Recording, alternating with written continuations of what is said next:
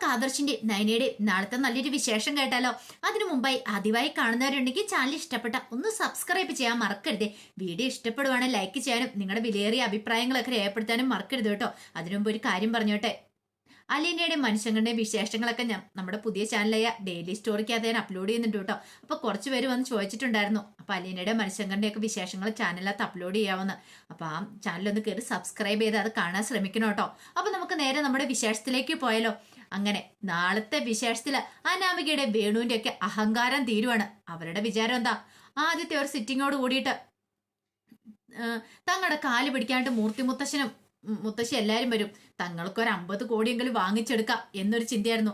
ഇനിയിപ്പം നവീൻ വക്കീലിനും ഒന്നും ചെയ്യാൻ പറ്റില്ല, നന്ദകുമാർ അത്ര വലിയ ആളാന്നൊരു ചിന്തയായിരുന്നു. അതേ ഒരു സെറ്റപ്പായിരുന്നു നന്ദകുമാറിന്റെ മനസ്സിലുണ്ടായിരുന്നേ. ആ നവീൻ എന്ത് ചെയ്യാൻ പറ്റും? അവൻ വെറും പീറ. ഇത്ര ചെറിയ പ്രായം, അവൻ അത്ര എക്സ്പീരിയൻസും കാര്യങ്ങളൊന്നും ഇല്ല. മുത്തശ്ശന്റെ ബലത്തിലാ അവൻ കിടന്ന് കളിക്കുന്നതെന്നുള്ളതായിരുന്നു. പക്ഷെ അതിനൊക്കെ നല്ല ഉഗ്രൻ തിരിച്ചടി തന്നെയാണ് കോടതിയില് അനാമയെ വിസ്തരിക്കുന്ന സമയത്ത് അവർക്ക് കിട്ടാനായിട്ട് പോന്നെ. അപ്പൊ അതിന്റെ കുറച്ച് വിശേഷങ്ങളൊക്കെയാണ് നമ്മൾ കാണാനായിട്ട് പോന്നെ. കഴിഞ്ഞ ദിവസം കണ്ടു, മുത്തശ്ശൻ ഒരു ഉറച്ച തീരുമാനം എടുത്തു. എന്തൊക്കെ വന്നാലും ശരി, ഇനിയിപ്പൊ ജയിലിലേക്ക് പോകേണ്ട വന്നാലും ആരുടെ കാല് പിടിക്കാൻ പോവില്ല. ജയിലിലേക്ക് പോകേണ്ട വന്നാൽ പിന്നെ ആ കുടുംബത്തെ പോലും വെറുതെ വെച്ചേക്കില്ല, എല്ലാത്തിനും നശിപ്പിച്ച് കളയും എന്നൊരു ചിന്തയായിരുന്നു. ആ സമയത്ത് അനിയുടെ മനസ്സിൽ ഒരേ ഒരു ചിന്തയുള്ളൂ, നന്ദുവിന്റെ വിവാഹം മുടക്കണം. നന്ദുവിന്റെ വിവാഹം മുടക്കണമെങ്കിൽ അയാൾക്കെതിരെ തെളിവുകൾ ഉണ്ടാക്കണം.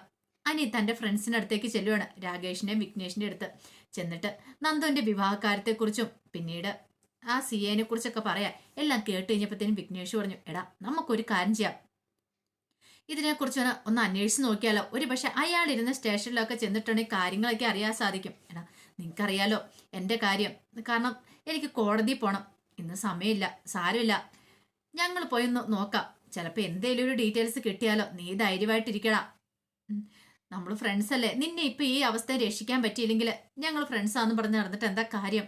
എന്തിനു വേദനും തയ്യാറായിട്ട് അവന്മാർ കൂടെ ഉണ്ടായിരുന്നു. അല്ലെങ്കിൽ ആ സിഐക്കിട്ട് നാളെണ്ണം പൊട്ടിച്ചാലോ എന്നൊക്കെ വരെയുള്ള ചിന്തകൾ അവന്മാരുടെ മനസ്സിലുണ്ട്. രാത്രി കയറി ഇരുട്ടടി കൊടുത്താലും മതി അയാളുടെ അഹങ്കാരത്തിന്. അങ്ങനെയാണെങ്കിലും കുഴപ്പമില്ല, നന്ദുവിന് ഒരു കാരണവശാലും അയാൾ സ്വന്തമാക്കലെന്നൊരു ചിന്തയുണ്ടായിരുന്നുള്ളൂ. അനി പറഞ്ഞ് തൽക്കാലത്തേക്ക് അതൊന്നും വേണ്ട, നമുക്ക് നോക്കാം. നിങ്ങളൊരു കാര്യം ചെയ്യുക, നിങ്ങളെ കൊണ്ട് പറ്റിയ രീതിയിൽ അന്വേഷണം നടത്തുക, എന്നെ കൊണ്ട് പറ്റുന്ന രീതിയിലും നന്ദുവിന്റെ രീതിയിലും അന്വേഷിക്കുന്നുണ്ടെന്ന് പറഞ്ഞു. പിന്നീട് കോടതി കൊണ്ട ദിവസം എത്തി. അങ്ങനെ കോടതിയിലേക്ക് എല്ലാവരും പോവാണ്. അപ്പൊ പോകുന്ന സമയത്ത് മുത്തശ്ശിക്ക് നല്ല ടെൻഷനുണ്ട്. മുത്തശ്ശിയുടെ ടെൻഷൻ കണ്ടു കഴിഞ്ഞപ്പം ആദർശം നയനെ അതുപോലെ തന്നെ മുത്തശ്ശനേക്കാളും പരമാവധി ആശ്വസിപ്പിക്കുന്നുണ്ട്. സാരമില്ല, പേടിക്കേണ്ട കാര്യമൊന്നുമില്ല, കോടതി ചെന്ന് നവീന്റെ വാദം തുടങ്ങുന്നല്ലേ ഉള്ളൂ, അതുകൊണ്ട് ധൈര്യമായിട്ടിരിക്കുക എന്നൊക്കെ പറഞ്ഞു. അങ്ങനെ അവർ കോടതിയിലേക്ക് എല്ലാവരും പോയി.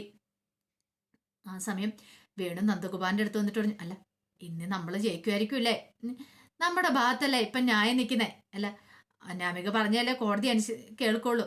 അതൊക്കെ ശരി തന്നെയാ, പക്ഷേ എങ്കിൽ ആ നവീൻ എന്താ ചോദിക്കുന്ന പറയുന്ന അറിയത്തില്ലോ. പിന്നീട് അനാമികയോട് പറഞ്ഞ കാര്യങ്ങളൊക്കെ ഓർമ്മയുണ്ടല്ലോ, എല്ലാം അതേപടി തന്നെ പറയണം. തിരിച്ചും മറിച്ചും ഒക്കെ ചോദിക്കും ആ നവീന്. പിന്നെ അയാള് വലിയവനൊന്നും അല്ലെന്നേ, ഇത്രയ്ക്കേ ഉള്ളൂ. കാരണം നവീനുമായിട്ട് ഇതുവരെയായിട്ടും നന്ദകുമാർ വക്കീൽ ഏറ്റുമുട്ടിയിട്ടില്ല. നവീന്റെ പവർ എന്താന്നുള്ള കാര്യം നന്ദകുമാറിന് അറിയത്തുമില്ല. ഭയങ്കര ആത്മവിശ്വാസമായിരുന്നു നന്ദകുമാറിനും വേണുവിനും അനാമയ്ക്കും. അങ്ങനെ കോടതി കൊണ്ട സമയത്തി കോടതിയിലേക്ക് എല്ലാവരും കയറി. ആദ്യം നവീന് വിസ്തരിക്കാൻ വേണ്ടി വിളിക്കുന്ന അനിയായിരുന്നു. അങ്ങനെ അനിയെ വിളിച്ചു കയറ്റി കാര്യങ്ങളൊക്കെ ചോദിക്കുകയാണ്. അപ്പൊ അനിയോട് ചോദിച്ചു, അപ്പൊ പരാതി കൊടുത്തിരിക്കുന്ന അനിയെ കാരണത്ത് തല്ലിയെന്നൊക്കെ പറഞ്ഞ അത് അനിയോടുള്ളതാണെന്ന് ചോദിച്ചപ്പോ അനി പറഞ്ഞു, ഞാൻ തല്ലിയതാ, കാരണം എന്റെ മുത്തശ്ശനെ കുറിച്ച് അനാവശ്യം പറഞ്ഞുകൊണ്ടാ ഞാനങ്ങനെ തല്ലിയത്. അല്ല, ഇവിടെ അനാമിക പരാതി പറഞ്ഞിരിക്കുന്നത് നിങ്ങൾ ക്രൂരമായിട്ട് അവളെ പീഡിപ്പിച്ചിട്ടുണ്ട്, മാനസികമായിട്ടും ശാരീരികമായിട്ടും. അതിനകത്തൊക്കെ എന്തെങ്കിലും കഥയുണ്ടോ എന്നൊക്കെ ചോദിച്ചു കഴിഞ്ഞപ്പോൾ അനി പറഞ്ഞു, അങ്ങനെ ഒരിക്കലും ഇല്ല, ഞാൻ അങ്ങനെ ചെയ്തിട്ടില്ല. ശരിക്കും പറഞ്ഞാൽ അവളാണ് എന്നെ തല്ലിയത്, ബെൽറ്റ് വെച്ചവരെ അവൾ എന്നെ തല്ലിയത്, അതിന് സാക്ഷികളുണ്ട്. എൻ്റെ എടുത്തിയമ്മേ ഏടനും ഒക്കെ അതിന് സാക്ഷികളാ. പക്ഷേങ്കിൽ അവൾ ഇതെല്ലാം കോടതി തിരിച്ചു പറയുക ചെയ്തിരിക്കുന്നത്.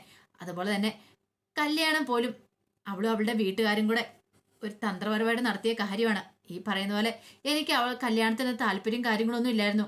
അവളാണ് എന്നെ ഇഷ്ടമാണെന്ന് പറഞ്ഞുകൊണ്ട് എനിക്ക് മെസ്സേജ് അയക്കുകയും ചെയ്തേ. അതുപോലെ തന്നെ എനിക്ക് വേണ്ടി സമ്മാനമൊക്കെ കൊടുത്തു വിട്ടത്, കുറേ ഒരാഴ്ച സമ്മാനമൊക്കെ വന്ന് എനിക്ക്. പക്ഷേങ്കിൽ ആ സമയത്ത് എനിക്ക് ആരാ ആ പെൺകുട്ടി എന്ന് അറിയാൻ വേണ്ടി ഒരു ആകാംക്ഷ ഉണ്ടായിരുന്നു. അതിനേക്കാളുപരി എനിക്ക് അവളോട് അങ്ങനെ ഒരിഷ്ടോ പ്രണയമൊന്നും തോന്നിയിട്ടില്ല. പക്ഷെ അവളുടെ വീട്ടുകാർക്ക് എങ്ങനെയാലും ഞങ്ങളുടെ കുടുംബമായിട്ടൊരു ബന്ധം സ്ഥാപിക്കണമായിരുന്നു. അതിന് വേണ്ടിയിട്ട് അവർ ചെയ്ത പ്രവൃത്തിയാ. അല്ല, അവരുടെ കുടുംബത്തെ, അവരുടെ അച്ഛനും അമ്മയെ കുറിച്ചൊക്കെ എന്താ അഭിപ്രായം? അവരും പറഞ്ഞിട്ടുണ്ടല്ലോ, അത് അവര് കാണുന്ന പോലെയൊന്നുമല്ല. അവര് നല്ല കടത്തി മുൻകടങ്ങുന്ന കുടുംബം. പക്ഷെ ഞങ്ങളോട് പറഞ്ഞ അങ്ങനെയൊന്നും അല്ല. ഇഷ്ടംപോലെ സ്വത്തുക്കളുണ്ട് അങ്ങനെയൊക്കെ പറഞ്ഞുണ്ട്. അത് മാത്രമല്ല, കോടികളുടെ ആസ്തിയുണ്ട്. കല്യാണത്തിന് ശേഷം ഞങ്ങൾക്കൊരു കാറ് തന്നിട്ടുണ്ടായിരുന്നു. പക്ഷെ പിന്നീട് ആ കാർ കണ്ടിട്ട് പോലുമില്ല. ആ കാറ് കൊണ്ടുപോയിട്ട് പിന്നെ അത് തിരികെ തന്നിട്ടില്ല. എനിക്കും അനാമയ്ക്കും വേണ്ടിയിട്ടെന്ന് പറഞ്ഞാൽ തന്നത്. അതോടൊപ്പം തന്നെ ഞങ്ങളുടെ പേര് പ്രോപ്പർട്ടി വാങ്ങിയിട്ടുണ്ടെന്നൊക്കെ പറഞ്ഞു. അവൾക്ക് കല്യാണത്തിന്റെ സമയത്ത് കുറെ സ്വർണ്ണമൊക്കെ കൊടുത്തിട്ടുണ്ടായിരുന്നു. പിന്നീട് ആ സ്വർണ്ണമൊന്നും ഞങ്ങൾ കണ്ടിട്ടും കൂടി ഇല്ല. ഞങ്ങൾ ആരും ശ്രീധരൻ ചോദിച്ചോ ഒന്നുമില്ല. 1 രൂപ പോലും ഞങ്ങൾ ശ്രീധരൻ ചോദിച്ചിട്ടോ അങ്ങനെയൊന്നുമില്ല. അവളുടെ വീട്ടുകാർ അവൾക്ക് വേണ്ടി കൊടുത്ത. പിന്നെ ആ സ്വർണത്തെക്കുറിച്ച് അന്വേഷിച്ച് കഴിഞ്ഞപ്പോൾ അത് വിറ്റ് സ്ഥലം മേടിച്ചെന്നൊക്കെ പറഞ്ഞു. പക്ഷെ അതും കള്ളത്തരമായിരുന്നു. അങ്ങനെ ഒരു പ്രോപ്പർട്ടിയും കാര്യങ്ങളും ഇല്ലെന്നൊക്കെ പിന്നീട് അറിഞ്ഞ് മൊത്തത്തിൽ ചതിയോട് കൂടിയിട്ടാണ് അവൾ ഞങ്ങളുടെ കുടുംബത്തിലേക്ക് കയറി വന്നേ. അവള് എൻ്റെ വല്യമ്മേനെ കൊല്ലാൻ വരെ ശ്രമിച്ച. അവള് പറയുന്ന കാര്യങ്ങളൊന്നും സത്യമല്ല. ശരിക്കും നവ്യേച്ചിക്ക് കലക്കി വെച്ച പാലിനകത്ത് അവള് കൊണ്ട് വിഷം കലർത്തി. അതൊന്നും അറിയാതെയാണ് വല്യമ്മ എടുത്ത് കുടിച്ച്. അതൊക്കെയാണ് സംഭവിച്ചത്. പക്ഷെ അതൊക്കെ അവള് കള്ളത്തരം പറഞ്ഞ് അതൊക്കെ കേസിനെയൊക്കെ മാറ്റിമറിക്കുകയോ ചെയ്തേ. അനിയുള്ള സത്യാവസ്ഥ മുഴുവൻ പറഞ്ഞു. കള്ളത്തരം പറയേണ്ട കാര്യം എനിക്കില്ലല്ലോ. അങ്ങനെ അനിയെ വിസ്തരിച്ചു കഴിഞ്ഞതിന് ശേഷം അനാമയെ കയറ്റി നിർത്തി ചോദ്യം ചെയ്യാനായിട്ട് തുടങ്ങി. ചോദ്യം ചെയ്യാൻ തുടങ്ങിയപ്പോഴത്തേനും അനാമിക വക്കീല് പറഞ്ഞു പഠിപ്പിച്ച പോലെയാണ് ഓരോ കാര്യങ്ങളും പറയണേ. അനാമിക പറഞ്ഞു, എന്നെ അവന് കല്യാണത്തിന് ശേഷം സ്നേഹിച്ചിട്ട് പോലില്ല. അവന്റെ മനസ്സ് വേറൊരു പെണ്ണായിരുന്നു.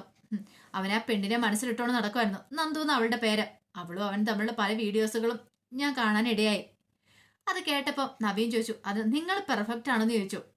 അതെ, ഞാൻ പെർഫെക്റ്റ് ആണെന്ന് പറയണം. അപ്പോഴേക്കും നവീൻ എന്ത് ചെയ്യണം, ആ വീഡിയോ അനാമികയുടെ കാമുകന് സ്റ്റെഫിനും കൂടെ പാർക്കിലിരിക്കുന്ന ആ വീഡിയോ, മടിയിൽ വെച്ച് അലവടക്കുന്ന ആ വീഡിയോ അത് കോടതിക്ക് ഹാജരാക്കുവാണ്.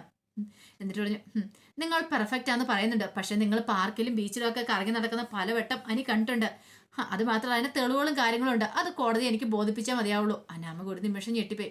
അനാമിക പറഞ്ഞു, കല്യാണത്തിന് ശേഷം അവൻ എനിക്ക് വേണ്ടുന്ന പ്രാധാന്യം ഒന്നും നൽകിയിട്ടില്ല. അപ്പൊ എനിക്ക് കുറച്ച് ഫ്രണ്ട്സുകളും കാര്യങ്ങളൊക്കെ ഉണ്ടായിരുന്നു. അപ്പൊ എന്റെ വിഷമങ്ങളും വേദനകളും ഒക്കെ പറയാനായിട്ട് ഞാൻ അവരുടെ അടുത്തേക്ക് പോയിരുന്നേ. അല്ലാതെ അതിനപ്പുറം ഞങ്ങൾ തമ്മിലൊരു ബന്ധമൊന്നും ഇല്ലാന്ന് സ്ഥാപിക്കാൻ ശ്രമിച്ചു.